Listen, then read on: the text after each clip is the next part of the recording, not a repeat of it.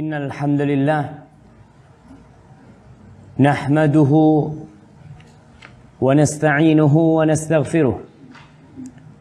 Sungguh segala puji hanya milik Allah Jalla Jalaluh. Kita senantiasa memuja dan memujinya, memohon pertolongan hanya kepadanya, dan memohon ampunan atas segala dosa-dosa yang hampir tidak ada manusia yang selamat dari perbuatan dosa. Wa na'udzu billahi min syururi anfusina wa sayyiati a'malina. Dan kita berlindung kepada Allah Jalla Jalaluh dari kejahatan jiwa kita yang senantiasa memerintahkan kepada keburukan, yang mendikte kita untuk jauh dari perintah-perintah Allah dan melakukan perbuatan-perbuatan dosa. Sebagaimana kita berlindung kepada Allah dari dampak buruk dosa-dosa yang kita lakukan. Karena kita tahu dosa membawa naas, dan hampir tidak ada manusia yang tidak pernah berbuat dosa. Tapi kita berlindung kepada Allah agar Allah menjauhkan kita dari dampak-dampak buruk dosa, sehingga kita bisa hidup di atas nikmat yang Allah berikan kepada kita. Allahumma salli wa sallim wa zid wa barik wa an'im ala sayyidina wa maulana Muhammad wa ala alihi wa ashabihi ajma'in. Amma ba'd. Ahibbati fillah, pada kesempatan yang baik ini, hari Rabu tepatnya tanggal berapa kita? Tanggal berapa? 15 apa?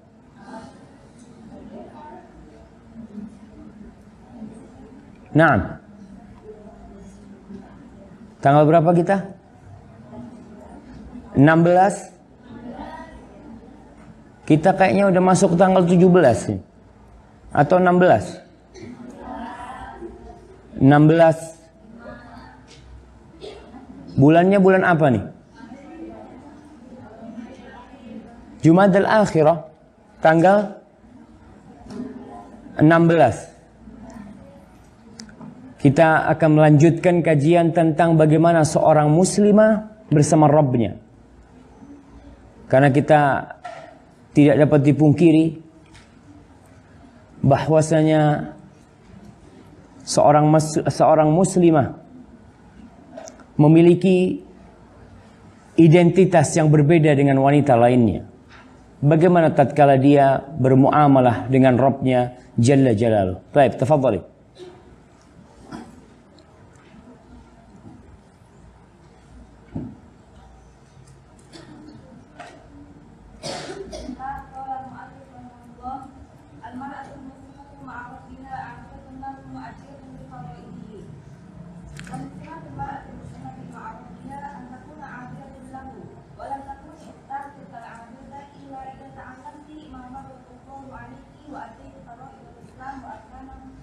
Nah, bentar dulu nih. Anak kok kehilangan bahasa kitabnya ini.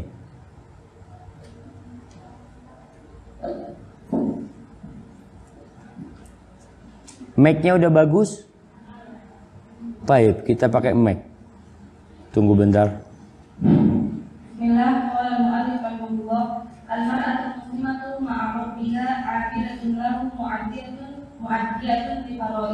Baik, barakallahu fiik. Seorang wanita muslimah dengan Rabbnya, seorang wanita muslimah dengan Rabbnya, dia adalah abidah, sebagai budak yang beribadah kepada Rabb. Muaddiyatun li faraidiha, Dia melaksanakan kewajiban-kewajiban yang telah Allah wajibkan kepadanya.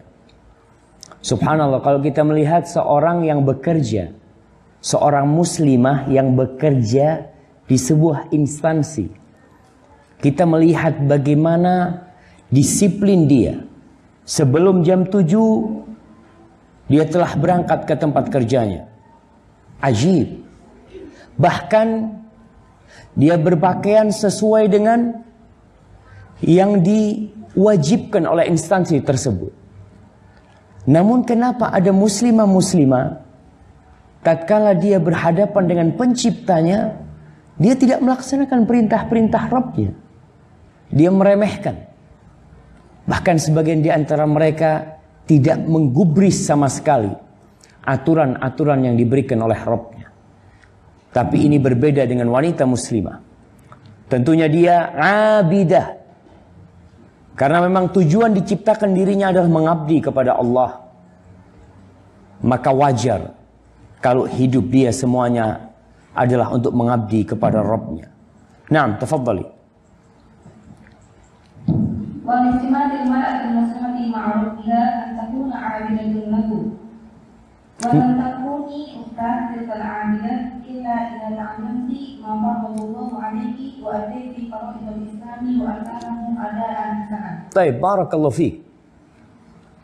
Di antara tanda seorang wanita muslimah disebutkan bahwasanya dia senantiasa melaksanakan perintah-perintah Rabbnya. Apa yang Allah wajibkan kepadanya dia laksanakan. Dan seorang wanita muslimah tidak akan pernah bisa menghamba kepada Rabbnya dengan sebenar-benarnya kecuali kalau dia belajar. Dia tahu apa sih yang Allah inginkan dari dirinya. Apa yang Allah wajibkan, apa yang Allah sunnahkan. Dan kita semua insya Allah tidak lupa dengan hadis waliullah, di mana Rasulullah sallallahu alaihi wasallam mengatakan qala Allahu azza wa jalla, Allah berfirman, ini hadis qudsi, man adali waliyan faqad adzantuhu bil harb. Kata Allah, barang siapa yang menyakiti waliku, yang menyakiti kekasihku, maka aku mengumumkan perang kepadanya. Lalu Allah ceritakan siapa sih waliullah? Siapa sih kekasih Allah? Ana yakin setiap hamba ingin menjadi kekasih Allah. Ingin dikenal oleh Allah. Jangan itu. Seorang di antara kita yang kenal sama rektor umpamanya. Yang kenal dengan bupati. Yang memiliki kenalan orang-orang penting di Jakarta. Dia akan merasa nyaman hidupnya. Bagaimana kalau dia itu dikenal sama Allah Jalla Jalla. Maka Rasul sallallahu alaihi wasallam, Allah berfirman dalam hadis qudsi ini, "Wa ma taqarraba ilayya 'abdi bi syai'in ahabba ilayya mimma aftaradtuhu alaihi." Dan tidak ada sebuah amalan yang lebih aku sukai, yang lebih aku cintai, hambaku mendekatkan dirinya kepadaku dengan amalan itu lebih dari sesuatu yang aku wajibkan kepadanya. Maka kalau seorang hamba ingin dekat sama Allah, dia harus belajar mana sih yang Allah wajibkan, mana yang Allah perintahkan, mana yang Allah inginkan aku mengamalkan secara rutin, mana yang setiap pekan, mana yang setiap hari. Maka tentunya seorang muslimah tidak akan pernah tahu atau tidak akan pernah mencapai tingkat penghambaan kepada Sang Pencipta, melaksanakan kewajiban-kewajiban, kecuali dia tahu. Maka dituntut untuk belajar. Baru setelah melaksanakan yang wajib, dia akan naik tingkatan dengan yang sunnah-sunnah. Maka sekali lagi keberadaan seorang talibatul ilm. Sekarang akhwat yang datang dari berbagai negeri, datang ke STDI Imam Syafi'i untuk belajar ilmu, sejatinya sedang menuju bagaimana menjadi hamba Allah yang taat melaksanakan perintah-perintahnya. Fadhali. La taraffusu fihi wa la tasahula wa la tamfiqu. La apa? Taraffusu. La tarakhusa. Nah, tidak menggampang-gampangkan. tidak memudah-mudahkan, tidak meremehkan. Karena ada seorang muslim atau muslimah yang dia terhadap perintah-perintah agama ini, dia benar-benar meremehkannya. Tapi kalau yang memerintahkan itu atasan dia, kalau aturan itu datang dari bos dia, dia itu tidak berani menentangnya, tidak berani memudah-mudahkannya. Apalagi kalau dia tahu bos dia ini sudah mencat banyak orang. Sehingga dia nggak ada yang namanya tarakhus, cari-cari rukhsah, cari-cari pendapat yang gampang. Seharusnya seorang muslimah itu ketika ada perintah ya dia laksanakan. Bukan malah perintah itu dicari yang gampang buat dia. Baik. Dilanjutkan. Wa awwalul faraidi as-shalatu. So, awwalul faraid. Kewajiban yang pertama. Kalau kita belajar tentang kewajiban, tentunya ada yang pertama, ada yang kedua, ada yang ketiga. Maka kewajiban yang pertama setelah tauhid adalah sholat. Kewajiban yang pertama setelah orang mentauhidkan Allah, mengatakan asyhadu an la ilaha illallah wa asyhadu anna Muhammad Rasulullah, maka dia wajib melaksanakan sholat. Kalau kita lihat, sholat ini kewajiban yang tidak gugur dalam semua kondisi. Nggak ada orang kalau capek, aduh nggak apa-apa nggak sholat. Kecuali orang yang datang bulan yang memang tidak wajib sholat bagi dia. Tapi dalam semua kondisi, bahkan dalam kondisi perang pun tetap wajib sholat. Dalam kondisi sakit parah, selama akalnya masih ada bersama dia, sholat tidak boleh ditinggalkan. Fadhali.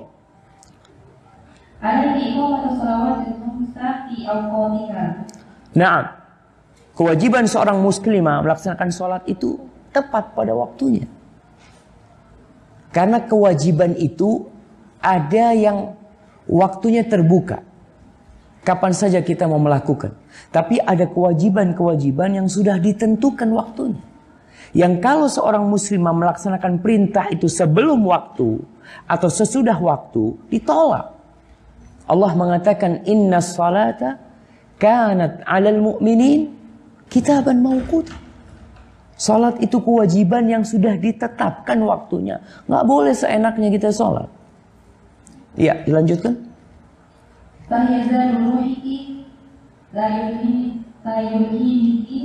La yulhiyannaki anna talabu ilmin aw shawabilu baitin wa a'da'u ummatin aw zawjiyatin wa min dhabi awla la yushriku anna allahu wa tasawwufu wa tawafil umuri. Barakallahu fiik. Ini kalau kita bicara seorang wanita itu dia adalah ibu di rumah.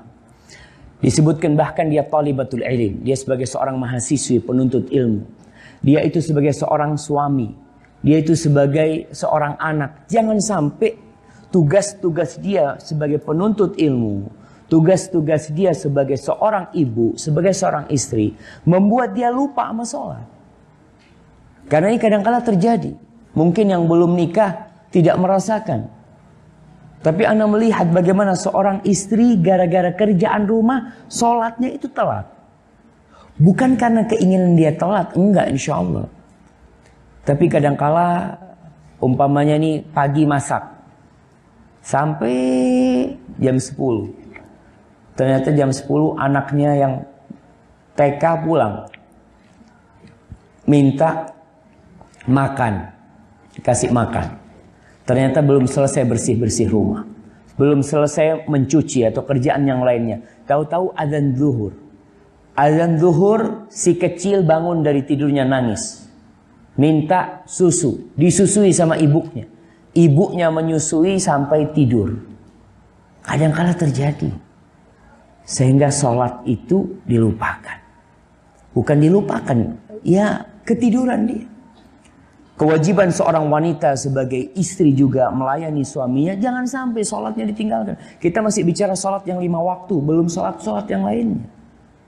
Apalagi hanya untuk ke pasar. Ada nggak Mungkin mahasiswi-mahasiswi yang masih suka ke pasar. Iya, kayaknya udah nggak ada lah. Anak udah tidak dapat laporan lagi. Atau karena mungkin nggak minta laporan. Karena waktu itu katanya mahasiswa jalan-jalan ke Roxy. Jalan-jalan ke kemana lagi? Kemana tempat yang sering dikunjungi oleh mahasiswi? Kemana? Indomaret. Insya Allah. Emangnya nggak cukup ada di Smart?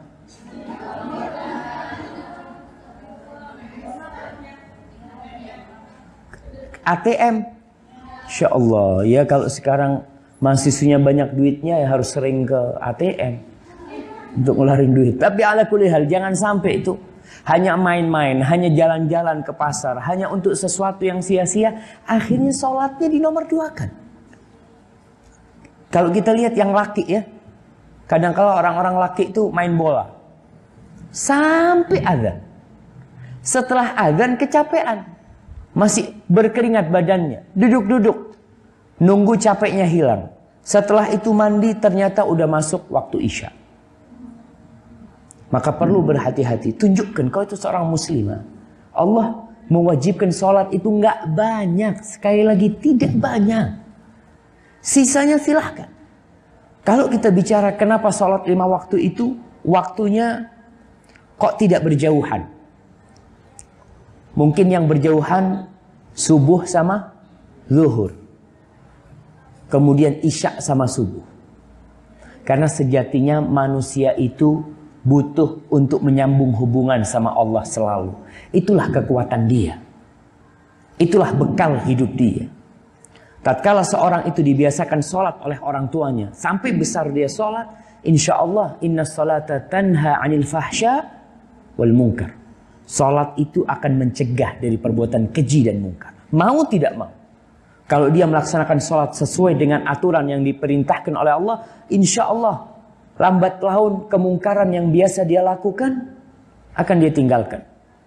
Fawahish yang mungkin dia sedang tidak bisa melepaskan diri dari situ, kalau sholat yang 5 waktu dijaga, insya Allah selamat tuh. Baik, dilanjutkan. Jadi sholat itu imaduddin. Man aqama faqad aqamaddin, wa man tarakaha faqad tarakaddin. Subhanallah, sholat ini imaduddin. Rasul sallallahu alaihi wasallam mengatakan wa amuduhus shalah. Tiangnya itu agama. Tiangnya. Faman hadamaha faqad hadamaddin. Barang siapa yang aqamaha, mendirikan salat, maka dia menegakkan agamanya. Agama itu jadi tegak. Jadi kelihatan, oh ini nih muslim. Dari mana kau tahu dia Islam? Salat. Oh berarti kalau salat muslim. Iyalah. Karena itu tiangnya. Bangunan yang tidak ada tiangnya roboh. Sebesar apapun bangunan itu, seindah apapun bangunan itu, kalau tiangnya nggak ada, seperti itulah seorang muslimah. Cantik kayak apa tuh muslimah, elok kayak apa tuh muslimah, kalau nggak sholat nggak ada nilainya. Maka ingat, apabila seorang muslimah ingin menjadi muslimah, bukan hanya KTP-nya yang Islam, maka dirikan sholat, tegakkan sholat. Nah, وهي أفضل الأعمال وأجلها كما بين رسول الله صلى الله عليه وسلم في الحديث الذي رواه عبد الله بن مسعود رضي الله عنه قال سألت رسول الله صلى الله عليه وسلم أي الأعمال أفضل؟ قال الصلاة على وقتها. قلت ثم أي؟ قال بر الوالدين. قلت ثم أي؟ قال الجهاد في سبيل الله. Barakallahu fiik. Selain sholat itu sebagai tiang agama, sholat itu ternyata adalah amalan yang paling mulia, afdalul a'mal. Maka kita ini harus belajar yang namanya fiqhul aulawiyat. Apa tuh fiqhul aulawiyat? Bahasa Indonesianya. Mana yang mahasiswi, yang udah kuliah? Fiqh itu fikih. Aulawiyat artinya prioritas. Jadi fikih prioritas. Artinya kita tahu nih ada 5 amalan. ada 10 pekerjaan, ada 7 tugas. Kita tahu mana yang lebih utama. Dan itu butuh ilmu. Maka seorang ketika azan dikumandangkan, jangan sibuk baca Quran. Kenapa? Baca Quran itu memang zikir yang paling mulia. Tapi ketika azan dikumandangkan, kau berhenti. Karena sekarang ada amalan menjawab azan. Setelah azan baca salawat dan membaca doa, akan mendapatkan syafaat dari Rasul sallallahu alaihi wasallam. Baca Quran nanti lepas azan baca. Ini fiqhul aulawiyah. Dia tahu mana yang lebih diutamakan. Dan salat adalah amalan yang paling mulia. Dalilnya apa? Hadis Rasul sallallahu alaihi wasallam. Nabi alaihi salatu wasallam pernah ditanya oleh Abdullah bin Mas'ud. Ingat akhwati ya. Nih, ada orang yang bangga dengan tubuhnya. Ada orang yang bangga dengan parasnya yang menawan.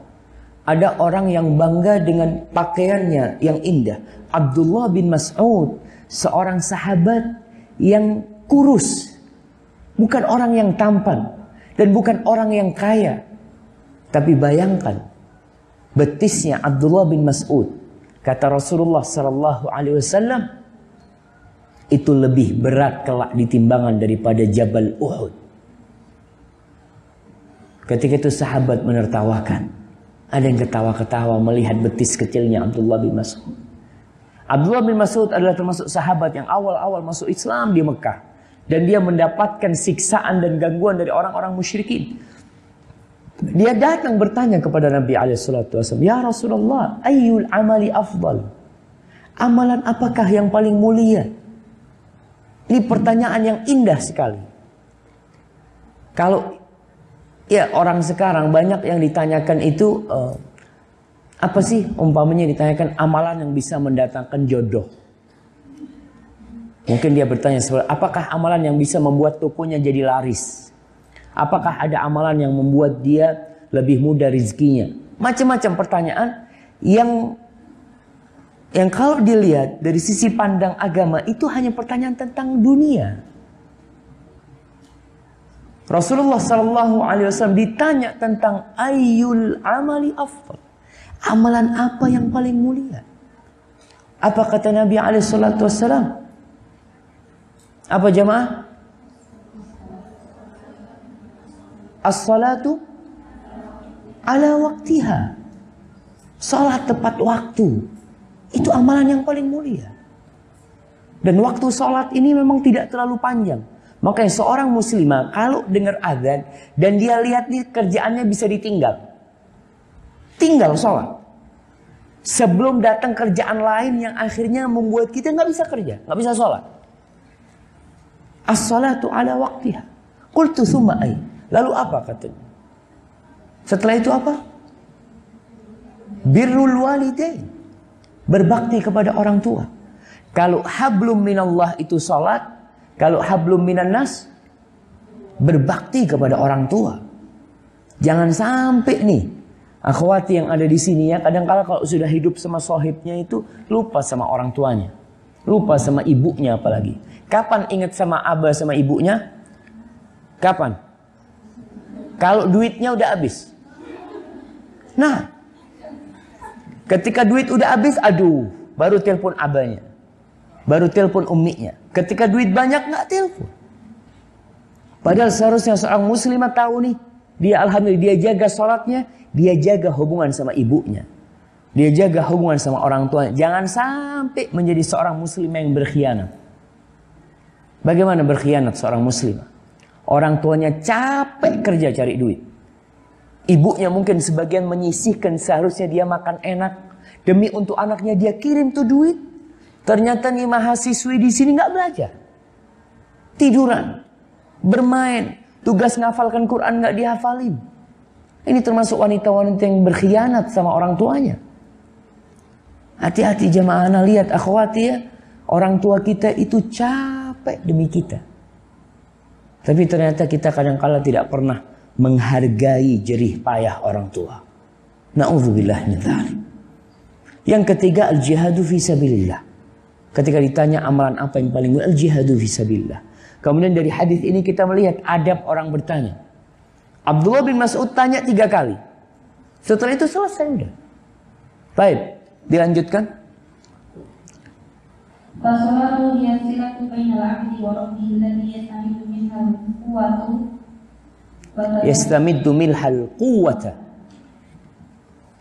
Yastamidu minha al-quwwata wa thalatha wa rahmata wa ridwan. Masya Allah. Salat ini silah. Silah itu apa? Hubungan antara hamba dengan Rabbnya, salat. Kalau ingin dekat sama Allah, salat. Bahkan waktu terdekat hamba dengan Rabbnya kapan? Ketika sujud. Itu waktu yang paling dekat. Sehingga di salat inilah seorang muslimah dapat menambah kekuatan dia. Maghfirah Allah. Dia mau cari ampunan Allah, dia mau cari rahmat Allah, dia mau cari ridwan Allah, salat. Dan Nabi SAW kalau ada masalah, beliau larikan kemana? Ke salat. Bukan duduk-duduk, cari sohib, curhat, pegang HP-nya, kemudian mulai dia taruh di PP-nya atau sedang gundah, sedang galau. Dia tulis seperti itu. Sedang sakit hati, ajib. Seharusnya yang kau lakukan itu ambil wudu, hamparkan sejadahmu, Allahu Akbar. Dengan ucapan pertama Allahu Akbar, selesai semua urusan kita. Allah itu lebih besar dari segala-galanya. Allah bisa menyelesaikan masalahku. Oleh karena itu Rasulullah SAW, "Idza hazabahu amrun laji'a ila shalah." Kalau dia sedang ada masalah, kemana beliau larikan? Dia larikan kepada salat. Dan itulah Nabi SAW. Kalau Nabi aja melarikannya kepada salat, apalagi kayak kita, yang memang kita butuh kekuatan dari Allah. Kita butuh rahmat Allah. Kita butuh bantuan Allah. Kemana larinya? Salat. Naam, tafadhali. Wa naba'u alladhi yaksilu bihi adranahu wa dhunubahu wa khatayahu. Fa'an Abi Hurairah radhiyallahu anhu qala sami'tu Rasulullah sallallahu alaihi wasallam yaqul ara'aytum law anna nahran bi babi ahadikum yaghsilu minhu kulla yawmin 5 marratin hal yabqa min daranihi shay'un? Qalu la yabqa min daranihi. Qala kadzalika mithlu salawatil khamsu yamhullahu bihinna al-khataya. Subhanallah. Nih, salat itu penghapus dosa. Kita nih nggak bisa dipungkirin tiap hari berbuat dosa. Dosa lisan kita, dosa mata kita, dosa tangan kita, ada banyak hal lah yang kadang-kala kita nggak sadar. Dan salat ini kalau bisa disebut mesin cuci atau sabun pembersih diri dari dosa-dosa. Rasulullah SAW memberikan contoh dalam hadis Abu Hurairah. Gimana nih kata Nabi SAW, kalau di depan rumah kalian ada sungai. Di depan pintu rumah kalian ada sungai. Kemudian kalian mandi tiap hari 5 kali mandi. Apakah kira-kira hal yabqa min daranihi syai'? Kira-kira masih tersisa enggak yang namanya kotoran-kotoran? Kalau bahasa Jawanya itu bolot. Ada yang tahu bolot? Apa bahasa Indonesianya? Dekil. Nah, dekilnya itu kadang-kala kita, ada akhwati yang kalau sedang datang bulan sepekan nggak mandi. Iya, adalah 1-2 mungkin di sini. Naam. Ada yang seperti itu karena dia merasa aku nggak butuh mandi karena nggak ada kewajiban sholat. Tapi memang tidak diwajibkan mandi ketika itu. Rasulullah SAW memberikan contoh nih tentang ibadah sholat. Sholat yang 5 waktu itu seperti itu kira-kira. Seperti orang yang di depan pintu rumahnya ada sungai. Tiap hari dia mandi sehari 5 kali. Kira-kira tersisa nggak kotoran di tubuhnya? Kadzalika shalah. Begitulah sholat. Yamhullah bihil khataya. Allah menghapuskan dengan sholat itu dosa-dosa. Ingat kita juga bahwasanya dosa ini ada 2 macam. Dosa besar dan dosa kecil. Yang bisa dihapuskan dengan sholat dosa apa? Dosa kecil. Maka kita perlu belajar juga mana al-kabair, mana as-saghair. Mana dosa-dosa besar dan mana dosa-dosa kecil. Supaya kita tidak salah kaprah. Kita merasa aku sudah selesai, aku pernah berbuat dosa besar dan aku sholat 5 waktu. Ingat, belum tentu bisa dihapuskan. Karena caranya menghapuskan dosa besar gimana? Bertaubat. Tapi kalau dosa-dosa kecil, maka dengan sholat 5 waktu, maka wassalawatul khams. Nabi mengatakan sholat yang 5 waktu. Wal jumu'atu ilal jumu'ah. Dari satu Jumat ke Jumat yang selanjutnya. Kemudian wa ramadhanu ila ramadhan. Dan dari satu Ramadan ke Ramadan yang selanjutnya. Dan dari satu umrah wal umratu ilal umrati kafarah. Itu penghapusan dosa. Jadi sholat ini penghapusan dosa. Kita nih umpamanya terus terang. Habis asar mungkin kita melakukan sesuatu yang Allah murkain. Dengan sholat maghrib dibersihkan tuh. Habis maghrib kita ngobrol sama temen, lalu kita ngomongin orang, dosa lagi itu. Ingat kalau ngomongin orang harus minta maaf sama orangnya. Karena urusan dosa sama manusia. Tapi yang sama Allah, tentunya dengan kita sholat isya dihapuskan. Nanti kita sholat lagi. Sholat subuh lagi, terus seperti itu. Jadi rutinitas sholat ini, itu yang menghapuskan dosa kita. Seorang wanita muslimah ada masalah. Dia libur sholat. Ketika libur sholat ini kan tentunya gimana dia mau menghapuskan dosanya.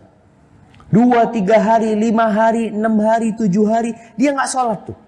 Dosanya numpuk terus. Maka paling tidak di masa-masa itu dia banyak berzikir. Banyak istighfar.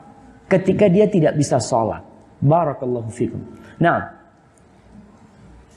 وعن أخرى أن حضور الجماعة في المسجد حق لك فعن سيدتي عائشة أم المؤمنين رضي الله عنها أنها قالت لقد كان رسول الله صلى الله عليه وسلم يصلي الفجر فيشرك معه نساء من المؤمنات كرافعات في مروطهن ثم يرجعن إلى بيوتهن ما يأكلهن أحد. Taib, seorang wanita muslimah dia juga punya hak ke rumah Allah. Ingat nih, kadangkala kita yang ngaji, seorang wanita yang ngaji, nggak pernah ke masjid. Sholat subuh umpamanya. Sedangkan kita lihat orang-orang awam itu kalau subuh kadangkala ke masjid wanita-wanitanya. Dan itu hak juga, kita boleh datang ke masjid perempuan-perempuan itu. Datang ke rumah Allah. Apa dalilnya? Itu disebutkan hadisnya Aisyah radhiyallahu taala anha. Wanita-wanita subuh-subuh itu berangkat yashhadnal jamaah ma Rasulullah SAW. Maka salat berjamaah bersama Nabi alaihi salatu wassalam.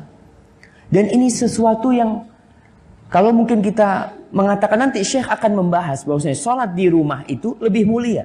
Tapi tetap seorang wanita muslimah, ada perempuan muslimah yang mengatakan gini nih, Ustaz enggak lah Ustaz, ana kan lebih mulia salat di rumah, anak sholatnya di rumah. Nah, tapi ini perempuan lebih sering ke pasar.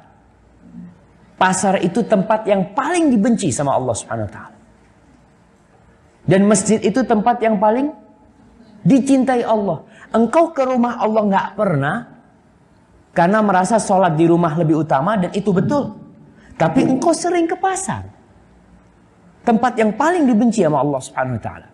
Maka sekali-kali wanita muslimah datang ke rumah Allah. Salah satu tujuannya paling tidak ya menghancurkan kejenuhan, memecahkan kadang-kala wanita itu bosan gitu, ya Allah kata dia, aku kepingin suasana baru, nggak apa-apa berangkat ke masjid. Tapi wa buyutuhunna khairun lahunna, dan rumah wanita itu lebih baik buat mereka. Baik, dilanjutkan. وقد جعل صلى الله عليه وسلم صلاة المرأة في بيتها خيرا لها من صلاتها في المسجد وترفع حرية القيام لها إن شاءت صلت في بيتها وإن شاءت خرجت للصلاة في المسجد. Barakallahu fiik. Kita lihat nih, Nabi SAW menjelaskan salatul mar'ati fi baitiha khairun min salatiha fil masjid. Salatnya seorang wanita di rumah itu lebih utama daripada dia salat di masjid. Tapi wanita muslimah dikasih pilihan, dikasih kebebasan dia.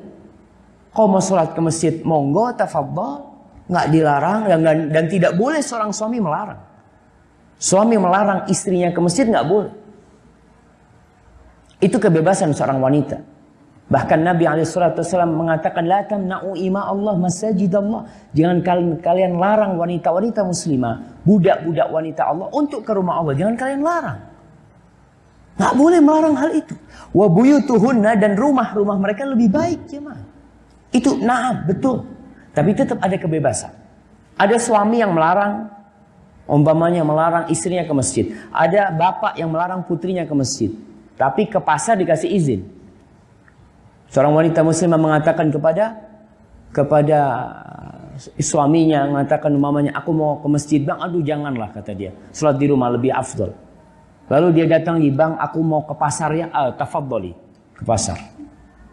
Ke pasar tafadhali, ke masjid jangan. Seharusnya apa yang harus dikatakan seorang suami? Tafadhali ke masjid, ke pasar nggak usah.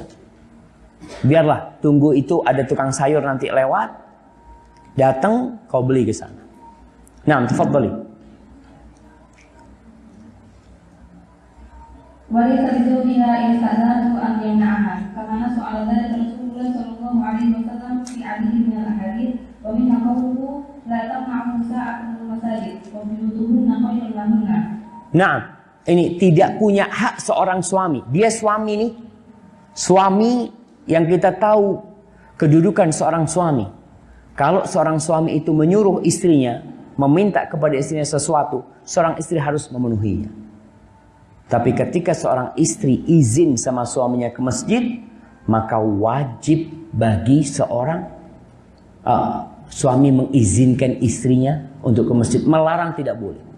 Pernah ada kejadian, Abdullah bin Umar bin Khattab meriwayatkan hadis ini. La tamna'u ima Allah masajid Allah. Jangan kalian larang nisa'akum au ima Allah masajid Allah, untuk datang ke rumah-rumah Allah. Ketika itu ada anaknya Abdullah bin Umar. Dia membantah perintah ini, mengatakan wallahi la namna'ahunna. Kita anak benar-benar akan melarang wanita-wanita itu ke masjid. Marah Abdullah bin Umar. Ajib, kata dia. Aku perintahkan kepadamu. Aku sampaikan kepadamu. Qala Rasulullah SAW.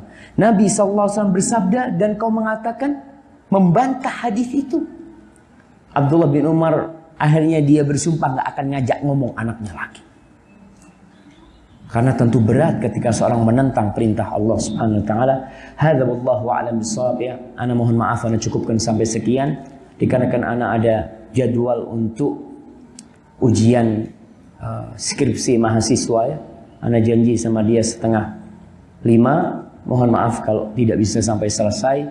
Insyaallah mudah-mudahan yang ada ini bermanfaat dan memotivasi kita untuk beribadah. Sekali lagi, sholat 5 waktu, jaga, usahakan khusyuk, datangkan hatinya, jangan hanya gerakan yang tanpa makna, tapi berusaha. Mumpung ada di sini nih, mahasiswa yang ada di sini, yang belajar di sini, dibuka tuh. Yang dari i'dad baca artinya, apa arti bacaan-bacaan sholat itu? Sehingga membuat dia lebih dekat sama Allah, khususnya ketika dia menghadap Allah, mengatakan Allahu Akbar, mengatakan iyyaka na'bud wa iyyaka nasta'in, sami Allahu liman hamidah, Rabbana walakal hamd, dan gerakan-gerakan lainnya.